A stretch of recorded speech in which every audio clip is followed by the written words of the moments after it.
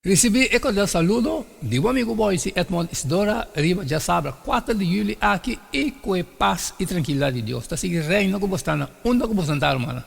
No estaba a estudiar. No estaba a estudiar, como acaba de hacer mi oración, me estava roaco a botar me tá residivo, já que nós também tem bom compreendimento que Deus também papi conosco. Riba, já sabe, 4 de julho. O título está Mensagem de Cruz. Nós também lemos para o estudo de esse semana aqui, 1 Coríntios 1, 17 até 31, Colossenses 1, 20, 1 Pedro 2, 24, Hechos 13, 16 até 47 e Colossenses 2, 1 até 5. Esse texto que nós temos que estudar hoje, já que nós temos uma boa direção na onde ele está pegando essa semana aqui. E maneira costume, e primeiro de semana nós temos um texto para nós vai memorizar.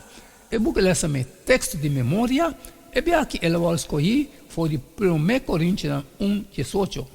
E também sabe, para sobre a mensagem tocante Cristo su morto na cruz, da coisa de louco para esse lango que vai perder, mas para nós que queda salvar, é poder de Deus. Seita linha correta da correta esse man aqui, dentro de 1 Coríntios 1, 18. Sincero, escritor e orador de Roma pagano avisa a gente de Roma para ter a ideia de a cruz como meio de castigo. Leu fora na mente. Aunque sincero amor mais ou menos meio século promete Jesus anuncie, sua declaração está ilustrar o desprezo com o qual o romano não a considera a cruz. Estava assim malo que não mestre nem a pensar ribaje. Na contraste, Pablo escreve a mensagem tocante Cristo su morto na cruz está poder de Deus. 1 Colossenses 1:18. Para Pablo, a cruz é instrumento de reconciliação entre Deus e gente. Efésios 1:16 e Colossenses 1:20. É símbolo supremo de Jesus, sua humildade. Filipenses 2:8. E o lugar que ainda nós devemos imenso para pagar. Colossenses 2:4. A cruz está. Pablo su contesta arriba o problema na Coríntia. Quando nós trabalhamos muito leu em 1 Coríntios para realizar o esta roupa preocupar para assunto grande, divisão da igreja.